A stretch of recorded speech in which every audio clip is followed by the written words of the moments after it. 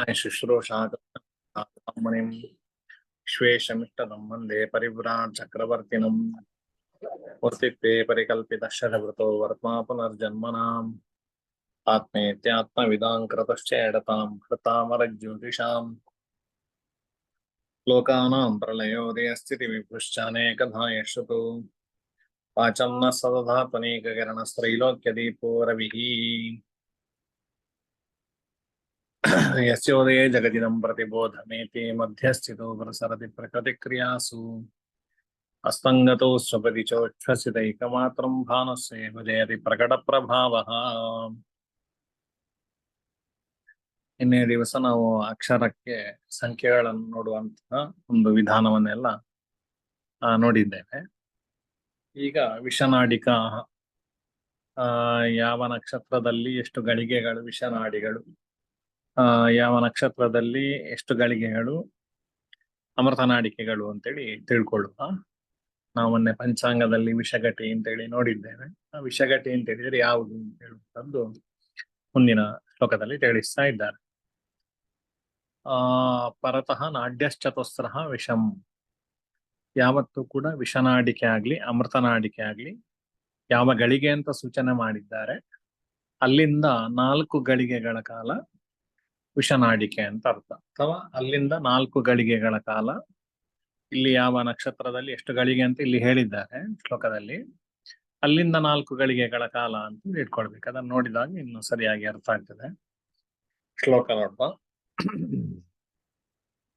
ಅಂಗೇನೈವ ವಿಯತ್ಪಯೋ ನಿಲನರೋ ನಾರಾಗೀನ ಗಮ್ನಾಕುನಾಂ. ಅಂಗೇನೈವ ವಿಯತ್ಪಯೋ ನಿಲನರೋ ರಾಗೀನ ಗಮ್ನಾಕುನಾಂ. ಅಂಗೇನೈವ ವಿಯತ್ಪಯೋ ನಿಲನರೋ ರಾಗೀನ ಗಮ್ನಾಕುನಾಂ.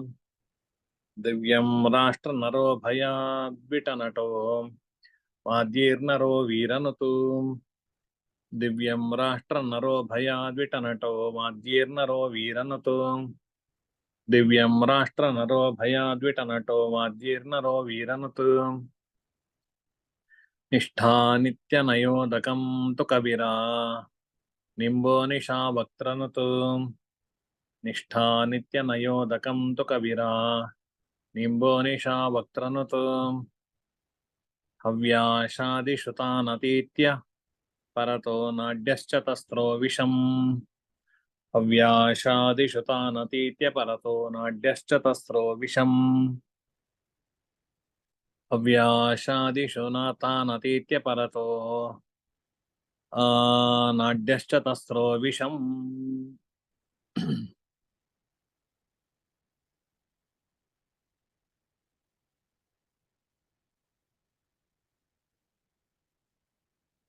ಸರಿ, ಇಲ್ಲಿ ಶ್ಲೋಕದಲ್ಲಿ ಹವ್ಯಾಶಾದಿಷು ಇದರ ಪದಚ್ಛೇದ ನೋಡುವ. ಅಂಗೇನ ಏವ ವಿಯತ್ ಪಯಃ ಅನಿಲ ನರಃ ರಾಗಿ ನಗಂ ನಾಖುನ ದಿವ್ಯಂ ರಾಷ್ಟ್ರ ನರಃ ಭಯಾತ್ ವಿಟನಟಃ ವಾದ್ಯೈಃ ನರಃ ವೀರನುತು. ನಿಷ್ಠಾ ನಿತ್ಯನಯೋದಕಂ ತು ಕವಿರಾ ನಿಂಬಃ ನಿಶಾ ವಕ್ತ್ರನುತು. ಹವ್ಯಾಶಾದಿಷು ತಾನ್ ಅತೀತ್ಯ ಪರತಃ ನಾಡ್ಯಃ ಚತಸ್ರಃ ವಿಷಂ ಎಂಬುದಾಗಿ ಈ ಶ್ಲೋಕದ ಪದಚ್ಛೇದ.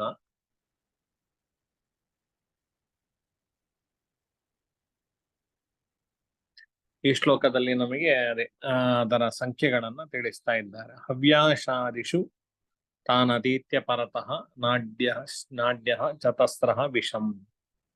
ಹವ್ಯಾಶ ಅಂತ ಹೇಳಿದ್ರೆ ಹವ್ಯವನ್ನು ತಗೊಳ್ಳುವಂಥದ್ದು ಯಾವುದು ಅಂತ ಹೇಳಿದ್ರೆ ನಮಗೆ ಅಗ್ನಿ. ಅಗ್ನಿಯಲ್ಲಿ ನಾವು ಹವ್ಯವನ್ನ ಕೊಡ್ತೇವೆ. ಅದರಿಂದಾಗಿ ಹವ್ಯ ಅಂತ ಹೇಳಿದ್ರೆ ಹೋಮಕ್ಕೆ ಹಾಕುವಂತ ದ್ರವ್ಯಗಳಿಗೆ ಹೇಳುವಂಥದ್ದು. ಹವನೀಯ ದ್ರವ್ಯ ಅಂತ ಹೇಳಿ ಹವ್ಯ ಅಂತ ಹೇಳಿದ್ರೆ. ಹವ್ಯವನ್ನ ಬಯಸುವಂಥದ್ದು ಯಾವುದು ಅಂತ ಹೇಳಿದ್ರೆ ಅದು ಹವ್ಯಾಶ ಅಂದ್ರೆ ಅಗ್ನಿ. ಅಗ್ನಿದೇವತಾಕ ನಕ್ಷತ್ರ ಅರ್ಥಾತ್ ಕೃತ್ತಿಕಾ ನಕ್ಷತ್ರದಿಂದ ಆರಂಭಿಸಿ ತಾನತೀತ್ಯ ಪರತಃ ಹವ್ಯಾಶಾದಿಷು ಅರ್ಥಾತ್ ಕೃತ್ತಿಕಾದಿಷು ಅಂತ ಅರ್ಥ. ಕೃತ್ತಿಕಾದಿ ನಕ್ಷತ್ರಗಳಲ್ಲಿ ಇಲ್ಲಿ ಏನು ಸಂಖ್ಯೆಯನ್ನು ಹೇಳಿದ್ದಾರೆ, ತಾನ್ ಅತೀತ್ಯ ಪರತಃ ಆ ಸಂಖ್ಯೆಯ ನಂತರದಲ್ಲಿ, ಅತೀತ್ಯ ಅಂತ ಅದು ಕಳೆದು, ಪರತಃ ನಾಡ್ಯ ಚತಸ್ರ ನಂತರದ 4 ಗಳಿಗೆಗಳು ವಿಷಗಳಿಗೆಗಳು ಅಂತ ಅರ್ಥ. ಯಾವುದೇ ಅಂತ ಕ್ರಮವಾಗಿ ನೋಡ್ತಾ ಹೋಗುವ. ನಮಗೆ 27 ಕೃತ್ತಿಕಾದಿ 27 ನಕ್ಷತ್ರಗಳು, ಕೃತ್ತಿಕಾದಿಂದ ಆರಂಭಿಸಿ ಭರಣಿಯವರೆಗೆ ನಾವು ನೋಡ್ಬೇಕು. ಇಲ್ಲಿ ಅಶ್ವಿನಿಯಿಂದ ಆರಂಭಿಸಿ ಹೇಳಲಿಲ್ಲ. ವೇದದಲ್ಲಿ ಕೂಡ ಕೃತ್ತಿಕಾದಿಂದ ಆರಂಭಿಸಿ ಹೇಳುವಂತ ಕ್ರಮ ಬಂದಿದೆ. ಅದರಿಂದಾಗಿ ಕೆಲವು ಕಡೆ ಕೃತ್ತಿಕಾ ನಕ್ಷತ್ರದಿಂದ ಆರಂಭಿಸುವಂತ ಪ್ರಕ್ರಿಯೆಗಳು ಇದೆ. ಮತ್ತೆ ರಾಶಿಗಳಲ್ಲಿ ನಮಗೆ ಸಾಮಾನ್ಯ ಜ್ಞಾನ ನಮಗೆ ಅಶ್ವಿನಿಯಿಂದಲೇ ನಕ್ಷತ್ರ ಪ್ರಾರಂಭ. ಇಲ್ಲಿ ಹೇಳಬೇಕಾದ್ರೆ, ಇಲ್ಲಿ ಸಂಖ್ಯೆಗಳನ್ನು ಹೇಳಬೇಕಾದ್ರೆ ನಮ್ಗೆ ಕೃತ್ತಿಕಾದಿಂದ ಪ್ರಾರಂಭ ಮಾಡಿದ್ದಾರೆ. ಅಷ್ಟು ತಿಳ್ಕೊಂಡ್ರೆ ಸಾಕು ನಾವು. ಅಂಗೇನ ಅಂಗ ಅಂತ ಹೇಳಿದ್ರೆ ಎಷ್ಟು ಸಂಖ್ಯೆ ಆಗ್ತದೆ? ಅಂತೇಳಿ ಹೇಳಿದ್ರೆ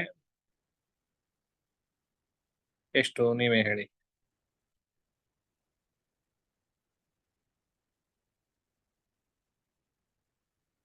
ನಿನ್ನೆ ನೋಡಿದ್ದೇವಲ್ಲ ನಾವು. 0. ಅಮ್ ಅಂತ ಹೇಳಿದ್ರೆ 0, ಗ ಅಂತ ಹೇಳಿದ್ರೆ 3, ಹಂಗೆ 30, 0 3 ಅಂತ ಹೇಳಿದ್ರೆ ಉಲ್ಟಾ ಮಾಡಿದಾಗ 3 0 ಅಂತ ಆಗ್ತದೆ. ಅರ್ಥಾತ್ 30. ಅಂದ್ರೆ ಕೃತ್ತಿಕಾ ನಕ್ಷತ್ರದಲ್ಲಿ 30 ಗಳಿಗೆಯ ನಂತರದ 4 ಗಳಿಗೆಗಳು ನಮಗೆ, ಅಂದ್ರೆ 30ರಿಂದ ಕೃತ್ತಿಕಾ ನಕ್ಷತ್ರ ಯಾವತ್ತೂ ಕೂಡ ಯಾವಾಗ ಬೇಕಾದ್ರೆ ಬರ್ಬೋದು.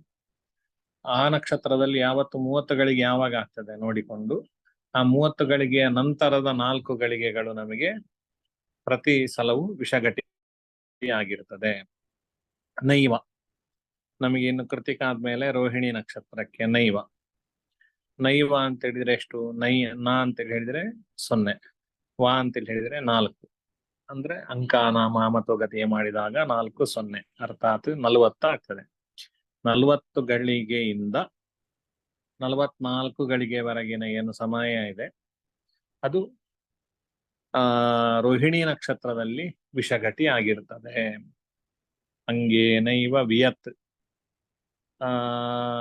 ಇದರಲ್ಲಿ ಯಾವುದರಲ್ಲಿ? ಮೃಗಶಿರಾ ನಕ್ಷತ್ರಕ್ಕೆ ವಿಯತ್ ಅಂತೇಳಿ ಇಟ್ಕೊಳ್ಬೇಕು. ಇಲ್ಲಿ ತ್ ಅಕ್ಷರಗಳು ಹೀಗೆ ಕೊನೆಗೆ ಹೇಳಿದಾಗ ಅದಕ್ಕೆ ಬೆಲೆ ಇರುವುದಿಲ್ಲ, ಅದು 0 ಅಂತೇಳಿ ಇಟ್ಕೊಳ್ಳುವಂಥದ್ದು. ಯಾವತ್ತೂ ಕೂಡ ಅದೇ ಸಂಯುಕ್ತಾಕ್ಷರ ಅಂದ್ರೆ ಯಾವುದು ವರ್ಗಾಕ್ಷರಗಳಿದೆ ಅಥವಾ ಹಲಾಕ್ಷರಗಳು ಯಾವುದಿದೆ, ಕಲ್ ಅಕ್ಷರಗಳ ಪರದಲ್ಲಿ ಸಂಯುಕ್ತಾಕ್ಷರ ಅಂದ್ರೆ ಇದು ಅಚಾಕ್ಷರ ಇದ್ರೆ ಮಾತ್ರ ಅದಕ್ಕೆ ಬೆಲೆಯನ್ನು ಹೇಳಬೇಕು ನಾವು. ಅಕ, ಕ, ಕಿ, ಕು, ಖ ಎನ್ನುವುದಕ್ಕೆ ಬೆಲೆ ಇಲ್ಲ, ಅದಕ್ಕೆ 0 ಅಂತೇಳಿ ಅರ್ಥ. ಇಲ್ಲಿ ವಿಯತ್ ಎಂಬಲ್ಲಿ ಕಾರಕ್ಕೆ ಬೆಲೆ ಇಲ್ಲ, ವಿಯ ಶಬ್ದಕ್ಕೆ ಬೆಲೆ. ವಾ ಅಂತೇಳಿ ಹೇಳಿದರೆ, ವಿ ಅಂತೇಳಿ ಹೇಳಿದರೆ 4, ಯಾ ಅಂತ ಹೇಳಿದ್ರೆ 1. ಅದನ್ನು ಉಲ್ಟಾ ಮಾಡಿದಾಗ 1 4 ಅರ್ಥಾತ್ 14 ಗಳಿಗೆಯಿಂದಾಗಿ ಮೃಗಶಿರಾ ನಕ್ಷತ್ರದಲ್ಲಿ 14 ಗಳಿಗೆಯಿಂದ ನಂತರದ 4 ಗಳಿಗೆಗಳು ವಿಷಗಳಿಗೆಗಳು. ನಂತರ ಪಯಃ ಆರ್ದ್ರ ನಕ್ಷತ್ರದಲ್ಲಿ ಪಯಃ ಯಾ ಅಂತ ಹೇಳಿದ್ರೆ 1, ಪ ಅಂತ ಹೇಳಿದ್ರು 1. ಅದರಿಂದ ಉಲ್ಟಾ ಮಾಡಿದಾಗ್ಲೂ ಕೂಡ 11 ಅಂತೇಳಿ ಆಗ್ತದೆ ನಮಗೆ. ಅರ್ಥಾತ್ 11 ಗಳಿಗೆಯ ನಂತರ 4 ಗಳಿಗೆ ಅಂತ ಹೇಳಿದ್ರೆ 15 ಗಳಿಗೆಯವರೆಗೆ ಆರ್ದ್ರ ನಕ್ಷತ್ರದಲ್ಲಿ ವಿಷಘಟಿ. ಇನ್ನು ಅನಿಲ ಅಂತೇಳಿ ಅಲ್ಲಿ ಅಕಾರ 0 ಅಲ್ಲಿ ಬೆಲೆ ಇಲ್ಲ.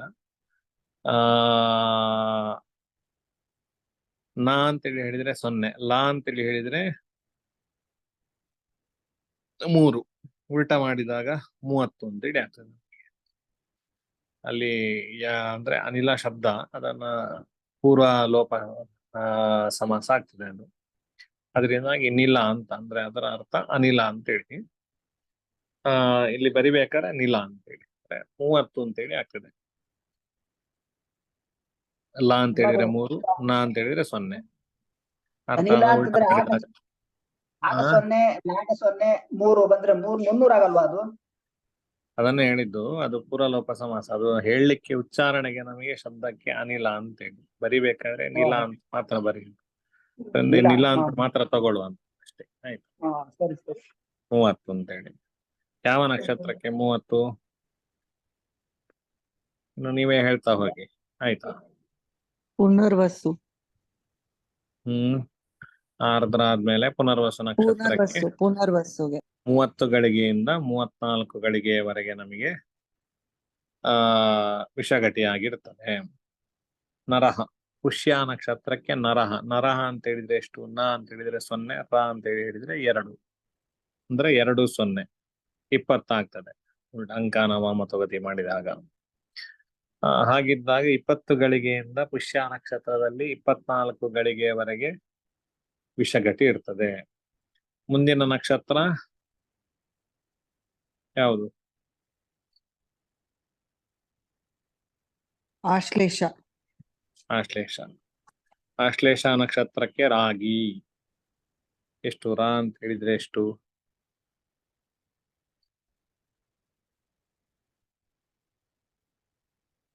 ಅಂದ್ರೆ 2 ರಾ ಹೇಳಿದ್ರೆ 2, ಗಾ 2. ಗ ಅಂತ ಹೇಳಿದ್ರೆ ಗ ಅಂದ್ರೆ 3, 3. 32 ಗಳಿಗೆ. 32. 32ರಿಂದ 36ರವರೆಗಿನ 4 ಗಳಿಗೆಗಳು ಆಶ್ಲೇಷ ನಕ್ಷತ್ರದಲ್ಲಿ ನಮಗೆ ವಿಷಘಟಿ ಆಗಿರ್ತದೆ. ಆಶ್ಲೇಷ ಆದ್ಮೇಲೆ ಮಕಾ ನಕ್ಷತ್ರ. ಮಕಾ ನಕ್ಷತ್ರದಲ್ಲಿ ನಗಂ. ನ ಅಂತ ಹೇಳಿದ್ರೆ 0, ಗ ಅಂತ ಹೇಳಿದ್ರೆ 3, ಅರ್ಥಾತ್ 30. 30ರಿಂದ 34 ಗಳಿಗೆವರೆಗೆ ಮಖಾ ನಕ್ಷತ್ರದಲ್ಲಿ ವಿಷಘಟಿ.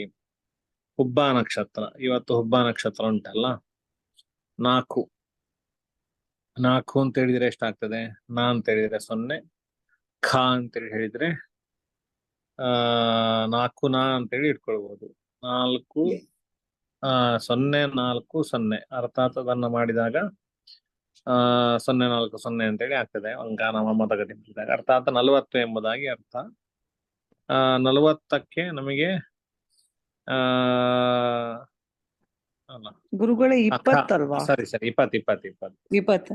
ಖ ಅಂತ ಹೇಳಿದ್ರೆ 2, 0 2 0 ಅಂತೇಳಿ ಆಗ್ತದೆ. ನ ಅಂತೇಳಿ ಹೇಳಿದ್ರೆ 0 2 0 ಅಂತ ಹೇಳಿದ್ರೆ 20 ಅಂತೇಳಿ ಆಗ್ತದೆ. ಅದು ಹುಬ್ಬ ನಕ್ಷತ್ರದಲ್ಲಿ 20 ಗಳಿಗೆಯಿಂದ 24 ಗಳಿಗೆವರೆಗೆ. ಸಾಮಾನ್ಯ ಇವತ್ತು 30 ಗಳಿಗೆ ಇತ್ತು ನಮಗೆ. 30 ಅಂತ ಹೇಳಿದ್ರೆ ವಿಷಘಟಿ ಇವತ್ತು 35 ಗಳಿಗೆವರೆಗೆ ಹುಬ್ಬ ನಕ್ಷತ್ರ ಇತ್ತು ಅಂತ ಕಾಣ್ತದೆ. 35 ಗಳಿಗೆ ಇತ್ತು ಅಂತ ಹೇಳಿದ್ರೆ ನಮಗೆ 15ರಿಂದ ಅರ್ಥಾತ್ 20ರಿಂದ ಆದ್ರಿಂದಾಗಿ ಬೆಳಿಗ್ಗೆ ಒಂದು 5 ಗಳಿಗೆಗೆ ಸೂರ್ಯೋದಯ ಆದ್ಮೇಲೆ 5 ಗಳಿಗೆಗೆ ವಿಷಘಟಿ ಪ್ರಾರಂಭ ಆಗಿರ್ತದೆ. ಇವತ್ತಿನ ಪಂಚಾಂಗದಲ್ಲಿ ವಿಷಘಟಿ 5 ಅಂತ ಕೊಟ್ಟಿರಬಹುದು. ಹಾಗಿದ್ರೆ ಸರಿಯಾಗಿರ್ತದೆ. ಸಾಮಾನ್ಯ 5 6 ಹತ್ರ ಬಂದಿರಬಹುದು. ಇನ್ನು ದಿವ್ಯಂ. ಹುಬ್ಬ ಆದ್ಮೇಲೆ ನಮಗೆ ಉತ್ತರ ನಕ್ಷತ್ರ.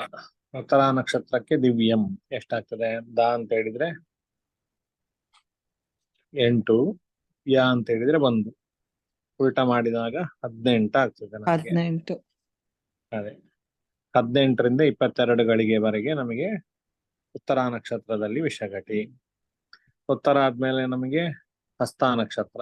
ರಾಷ್ಟ್ರ 2 2, 22ರಿಂದ 26ರವರೆಗೆ ನಮಗೆ ಹಸ್ತ ನಕ್ಷತ್ರದಲ್ಲಿ ವಿಷಘಟಿ.